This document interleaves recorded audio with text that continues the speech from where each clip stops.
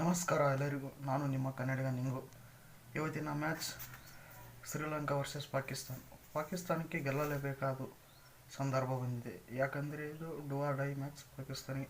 ಪಾಕಿಸ್ತಾನವರು ತುಂಬ ಅತಿ ಹೆಚ್ಚು ರನ್ನಿಂದ ಗೆಲ್ಲಬೇಕು ಕಷ್ಟ. ಯಾಕಂದರೆ ರನ್ ರೇಟ್ ಮ್ಯಾಟ್ರ್ ಆಗ್ತಿದೆ ಈ ಮ್ಯಾಚಲ್ಲಿ. ರನ್ ರೇಟ್ ಪಾಕಿಸ್ತಾನಿಗೆ ಬೇಕು. ಯಾಕಂದರೆ ನ್ಯೂಜಿಲ್ಯಾಂಡ್ ಅವರು ರನ್ ರೇಟ್ ತುಂಬ ಚೆನ್ನಾಗಿದೆ. ಅವ್ರನ್ನ ಬೀಟ್ ಮಾಡ್ಬೇಕಂದ್ರೆ, ಅವರ ರನ್ ರೇಟ್ ಬೀಟ್ ಮಾಡ್ಬೇಕಂದ್ರೆ 65 ರನ್ ಜಾಸ್ತಿ ಮೇಲೆ ಗೆಲ್ಲಬೇಕು. ಮತ್ತು ಚೇಸ್ ಮಾಡೋಕ್ಕೆ ಬಂದಾಗ 13 ಓವರ್ ಒಳಗೆ ಚೇಸ್ ಮಾಡಬೇಕು. ಅಂಥ ಸಂಕಷ್ಟ ಪಾಕಿಸ್ತಾನ ಟೀಮ್ ಅವರಿಗೆ ಬಂದಿದೆ. ಶ್ರೀಲಂಕಾ ಅವರು ಓಮಲ್ಲೇ 2-2 ಮ್ಯಾಚ್ ಸೋತಿದ್ದಾರೆ.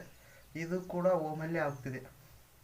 ಅವರಲ್ಲಿ ಓಮಲ್ಲಿ ಗೆಲ್ಲಕ್ಕಾಗವಲ್ಲ ಅವರಿಗೆ. ಈ ಮ್ಯಾಚ್ ಸೋತ್ರೆ ಫುಲ್ ಅಜಯ್ ಆಗುತ್ತೆ ಶ್ರೀಲಂಕಾದವ್ರಿಗೆ. ಯಾಕಂದರೆ 3-3 ಓಮಲ್ಲೇ ಸೋತಿದ್ದಾರೆ. ಶ್ರೀಲಂಕಾದವರು ಈ ಮ್ಯಾಚ್ಗಿನ ಗೆದ್ದರು ಅಥವಾ ಕ್ಲೋಸಿಗಿನ ಕರ್ಕೊಂಡು ಹೋದರೆ ಪಾಕಿಸ್ತಾನ್ ಸೆಮಿಫೈನಲ್ಗೆ ಹೋಗೋದಿಲ್ಲ. ಯಾಕಂದರೆ ರನ್ ರೇಟ್ ಮ್ಯಾಟ್ರ್ ಆಗುತ್ತೆ ಪಾಕಿಸ್ತಾನವರು ತುಂಬ ಕಡಿಮೆ ರನ್ ರೇಟ್ ಇದ್ದ ಕಾರಣ ಗೆಲ್ಲಲೇಬೇಕು. ಅದು ರನ್ ರೇಟ್ ಹೆಚ್ಚಿಗೆ ಮಾಡ್ಕೋಬೇಕಾದ್ರೆ 65 ರನ್ ಲೇಸ್ ಗೆಲ್ಲಬೇಕು. ನ್ಯೂಜಿಲ್ಯಾಂಡ್ನ ಬೀಟ್ ಮಾಡ್ಬೇಕಂದ್ರೆ 65 ರನ್ ಲೇಸ್ ಗೆದ್ದರೆ ಪಾಕಿಸ್ತಾನ ಅವರು ಕ್ವಾಲಿಫೈ ಆಗ್ತಾರೆ.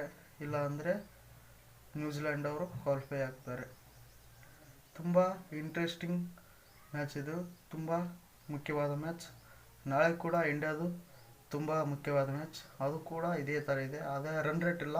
ಯಾರು ಗೆದ್ದಿರೋ ಅವರು ಸೆಮಿಫೈನಲ್ಗೆ ಎಂಟ್ರಿ ಆಗ್ತಾರೆ. ಇಂಡಿಯಾ ಆದರೂ ಆಗ್ಬೋದು, ವೆಸ್ಟ್ ಇಂಡಿಯಾ ಆದರೂ ಆಗ್ಬೋದು. ನಾಳೆ ಯಾರು ಗೆದ್ದರೆ ಅವರು ಕ್ವಾಲಿಫೈ ಹೋಗುತ್ತಾರೆ.